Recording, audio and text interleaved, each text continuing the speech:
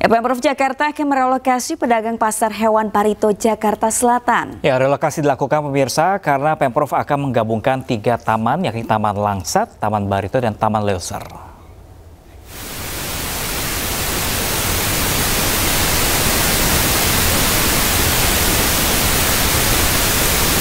Ya, pemirsa, pagi ini sejumlah pedagang di Jalan Barito, Jakarta Selatan memilih bertahan jelang relokasi yang akan dilaksanakan. Alasannya, mereka menyatakan belum ada surat resmi terkait regulasi tersebut. Selain pedagang burung, terdapat juga pedagang buah dan aneka ragam makanan yang masih menjajakan dagangannya.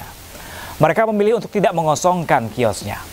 Relokasi pedagang burung di Jalan Barito dilakukan lantaran adanya proyek penggabungan Taman Ayodhya, Taman Langsar, dan Taman Leuser. Taman tersebut membutuhkan area yang bersih dari aktivitas jual beli.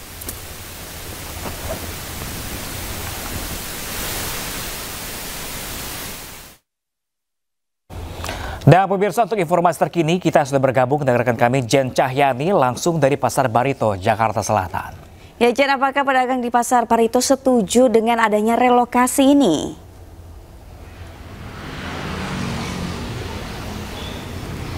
Ya, Pram, Sabrina dan juga pemirsa, ya kalau saya pantau di sini ya, yang dimana para pedagang di Pasar Barito ini memang masih bertahan di sini, masih berjualan di sini dan masih terlihat aktivitas jual beli di sini. Dan ini tadi kalau saya tanyakan kepada salah satu pedagang yang berjualan di sini, memang mereka tidak setuju atau lebih tepatnya belum setuju dikarenakan ada beberapa alasan yang paling utama karena di lokasi kios pengganti yakni di Lenteng Agung ini belum siap sepenuhnya, bahkan belum dibangun kios-kios tersebut. Nah, Pram, Sabrina dan juga pemirsa, saya akan ajak Anda untuk melihat sekitar kondisi yang ada di sini. Nah, ini kalau ada di belakang saya ini ada spanduk bertuliskan Suara Barito, Solidaritas Usaha Rakyat Aliansi Barito Tolak Otoriter. Ini di mana ada arahan untuk merelokasi lokasi Pasar Barito ini ke Lenteng Agung, di mana ini sudah diberitahu sejak awal Juli 2025. Namun nampaknya belum ada kesepakatan di antara Pemprov Jakarta dan juga para pedagang yang ada di sini. Nah, Pram, Sabrina dan juga pemirsa, saya akan langsung tanyakan kepada salah satu pedagang yang ada di sini seperti apa sih pendapat mereka dan apa yang ada di benak mereka terkait dengan hal ini. Ibu, selamat siang Ibu. Ya, Ibu, saya mau ngobrol sedikit ya Bu terkait relokasi Pasar Barito ini. Ibu dengan siapa Bu? Dengan Ibu Yuli. Ibu Yuli, bagaimana Bu tanggapannya terkait dengan adanya relokasi ini, penggabungan ketiga taman di sini? Ibu sebagai pedagang, seperti apa sih? Ya, sebenarnya kita mendukung ya Mbak untuk kerja ini tentang gubernur yang bikin taman. Cuma kan kita sebagai pedagang Barito itu kan kalau seandainya emang mau direlokasi itu kan harusnya sudah ada tempat. Dan namanya relokasi itu kan sudah disediakan tempat, dari tempat yang lama dipindahkan ke tempat yang baru. Nah, setelah kita ada info terus disosialisasi, kita dikasih tahu tempatnya ada di Lenteng Agung dan kita survei ke sana ternyata tempatnya belum dibangun. Jadi ya pedagang Barito masih tetap berjuang masih di tempat Barito dulu sementara. Itu pemberitahuannya sejak kapan? Kita itu baru dapat infonya itu awal Juli. Awal Juli. Sudah langsung survei ke Lenteng Agung? Setelah disosialisasi, dikasih tahu tempatnya di Lenteng Agung, besoknya kita langsung survei lihat tempatnya, ternyata masih lahan kosong.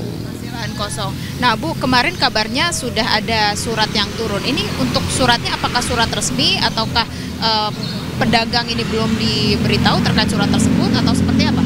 Kalau surat resmi dari Pemprov atau Wali Kota Gubernur itu belum ada ya Mbak ya. Itu cuma saya tahunya itu dari UMKM dikasih draftnya itu tuh yang buat itu pengurus Baritonya. Terus kita disuruh tanda tangan itu juga kayak tergesa-gesa gitu kan. Harus tanda tangan. Nah sedangkan yang tanda tangan itu tidak orang yang tersebut itu loh Mbak, yang punya tokonya. Jadi yang penting udah selesai udah tanda tangan. Karena kan bilangnya kayak ditekan kita harus tanda tangan. Nanti kalau nggak tanda tangan nggak dapat kios yang di Lenteng Agung.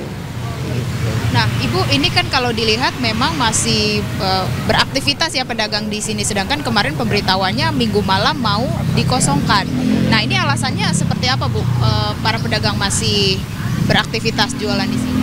Ya, kita sih masih berjuang ya Mbak, sampai benar-benar kita dapat surat SK itu turun untuk pengosongan, terus nanti kita direlokasinya di sana itu sampai kapan, dibangunnya kapan, jadi kita minta kepastian juga. Jadi kita ya masih bertahan lah di pasar Barito ini, apalagi kan Barito udah mancanegara ya, udah ada ikonnya, udah terkenal gitu loh Mbak. Masa harus dihilangkan hanya gara-gara mau dibuat taman. Baik Ibu, terima kasih banyak Ibu. Nah itu dia Pram, Sabrina dan juga pemirsa, memang harapan para pedagang yang ada di sini memang segera diselesaikan kesepakatan antara Pemprov Jakarta yang akan menggabungkan 3 taman di sini dan juga para pedagang Barito agar mereka diberikan tempat pengganti yang layak seperti itu. Kembali ke Anda Pram dan Sabrina. Baik, melaporkan langsung dari Pasar Barito, Jakarta Selatan, Jen Cahyani, terima kasih dan selamat bertugas kembali. Dan jika memang benar akan direlokasi, semoga ada win-win solution ya. Betul. Untuk para pedagang dan juga pemerintah yang ingin membuat taman, jangan sampai nanti direlokasi tapi jaraknya jauh, yang merugikan pedagang, ada yang mau beli nantinya. Betul, karena kan mereka udah punya loyal customer ya. Iya, legend yang udah biasa dan tahu apa aja yang ada di Pasar Barito. Benar pemirsa. Sopir taksi online di Makassar, Sulawesi Selatan ditangkap polisi usai mencabuli penumpang wanita yang masih di bawah umur. Nah pemirsa, aksi bejat pelaku dilancarkan dengan merubah rute perjalanan hingga memaksa korban bersetubuh di dalam mobil.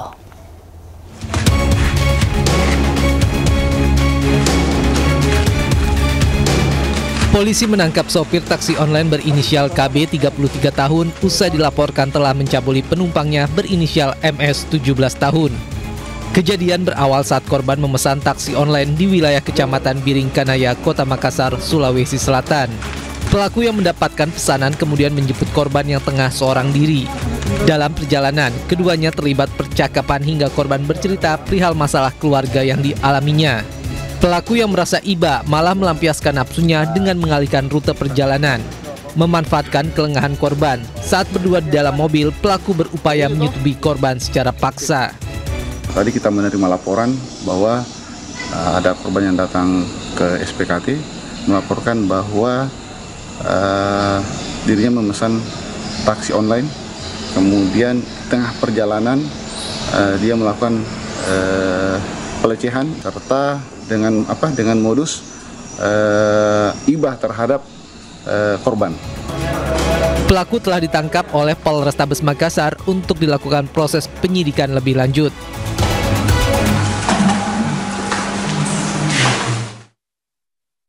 Sementara itu pemirsa, rombongan komunitas motor gede Harley Davidson terekam kamera terobos jalur busway. Ya, aksi para pemotor tersebut terekam kamera dashboard mobil yang melintas.